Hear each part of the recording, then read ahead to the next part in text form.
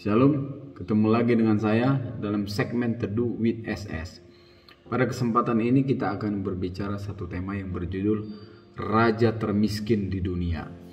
Kita baca satu ayat dalam 2 Korintus pasal yang ke-8 ayat yang ke-9.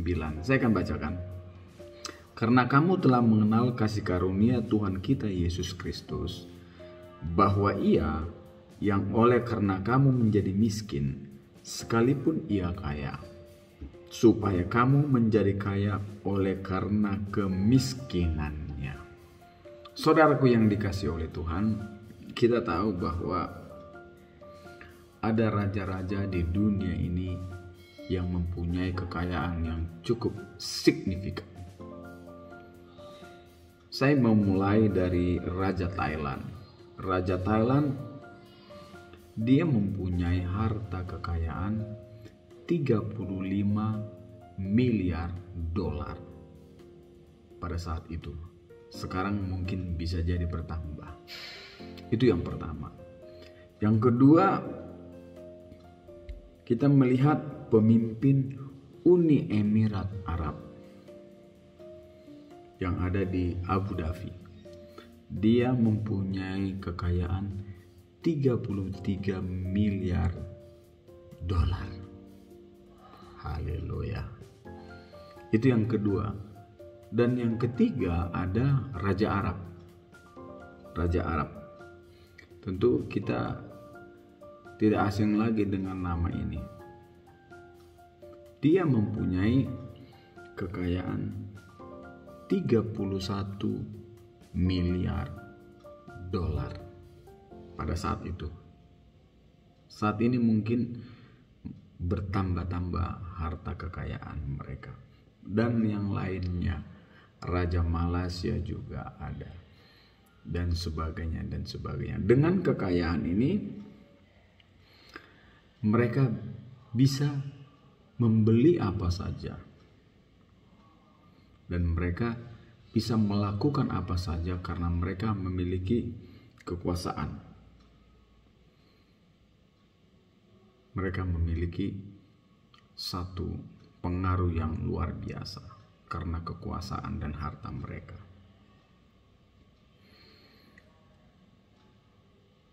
Dan pada kesempatan ini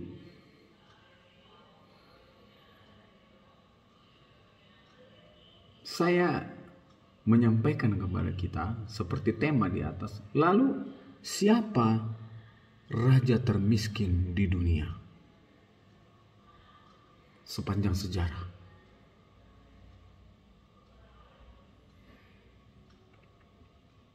Raja termiskin di dunia, dia lahir di Bethlehem. Lebih kurang pada tahun 4 sebelum Masehi. Dan wafat atau mati lebih kurang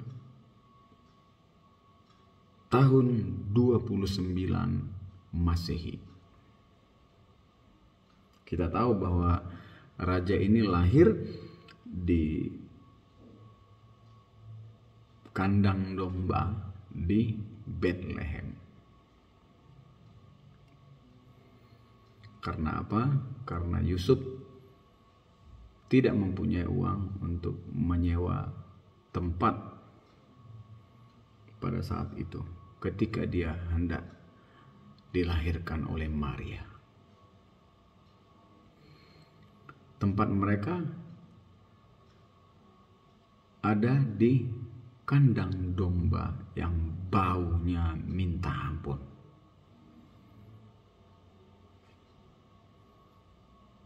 Dan kita tahu kain lampinnya juga, kalau kain lampin itu bahasa aslinya ialah sparaso. Sparaso ini kain sobek atau kain yang sudah koyak atau yang sudah potongan-potongan kecil. Kalau di tukang jahit ini sisa-sisa potongan.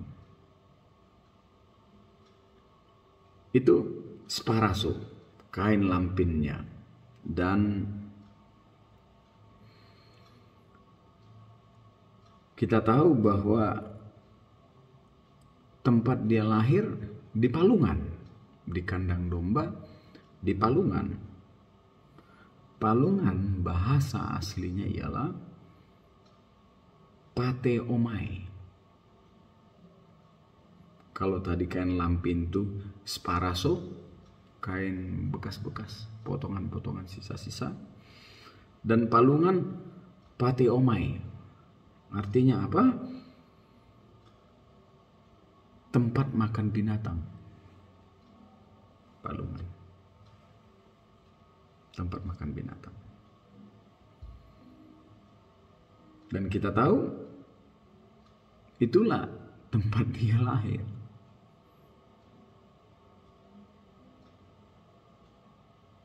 Walaupun Yusuf sangat miskin, tetapi memiliki hati yang baik dan mulia. Itu raja termiskin di dunia. Dan kita tahu ketika masa remajanya di usia 12 tahun, raja ini beserta dengan orang tuanya, mereka pergi ke Yerusalem berjalan kaki, tidak mengendarai atau naik unta atau keledai. Untuk apa? Untuk acara keagamaan pada saat itu di Yerusalem. Dan kita tahu walaupun dia miskin berjalan kaki, tetapi cukup luar biasa pada saat itu memukau para ahli-ahli Taurat dan orang-orang Yahudi. Melihat kepintaran daripada raja termiskin di dunia ini. Dan kita tahu setelah dia melayani di usia 30 tahun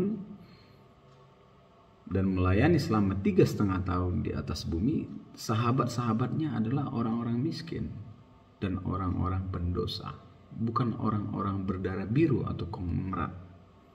Dan kita tahu juga tempat dia berdoa bukan di ruangan yang ber-AC atau tempat yang bagus, tetapi dia ada di bukit, ada di taman, dan di daerah-daerah yang sepi.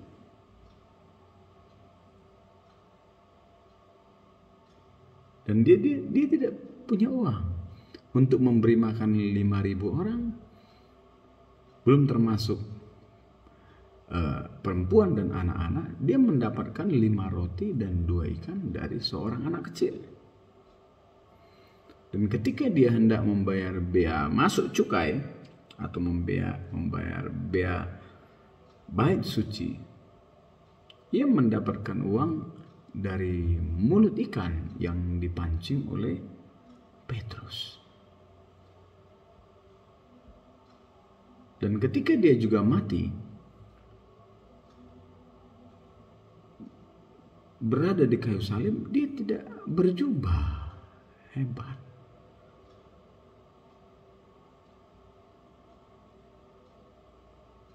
Jubahnya dilucuti oleh tentara-tentara pada saat itu. Dan ketika dia mati di kayu salib, kain kafan atau pembungkus dia pun, itu pun dia tidak miliki. Itu pun diberi oleh Yusuf dari Arimatea. Kuburannya juga dipinjamkan.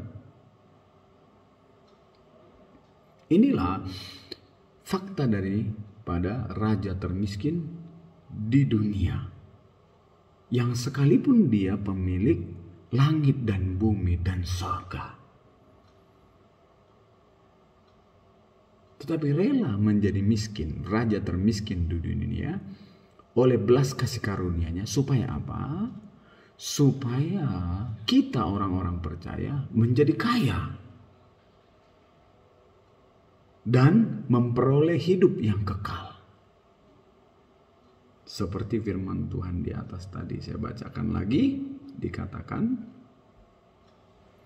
karena kamu telah mengenal kasih karunia Tuhan kita Yesus Kristus, bahwa Ia yang oleh karena kamu menjadi miskin. Dia miskin itu karena kita. Dia miskin karena kita. Rela menjadi miskin karena kita. Sekalipun sebenarnya Ia kaya, memiliki langit dan bumi dan sorga. Supaya kamu menjadi kaya oleh karena kemiskinannya. Supaya kita menjadi kaya. Inilah anugerah yang luar biasa yang Tuhan berikan kepada kita orang-orang percaya. Kita harus mensyukuri. Dari cerita yang saya sampaikan tadi, ini menunjukkan bahwa Yesus memiliki kerendahan hati.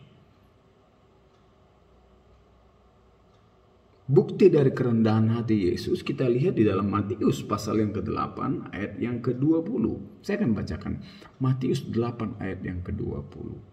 Yesus berkata kepadanya, serigala mempunyai liang dan burung mempunyai sarang, tetapi anak manusia tidak mempunyai tempat untuk meletakkan kepalanya. Kalimat ini menunjukkan kerendahan hati dan kesederhanaan Yesus.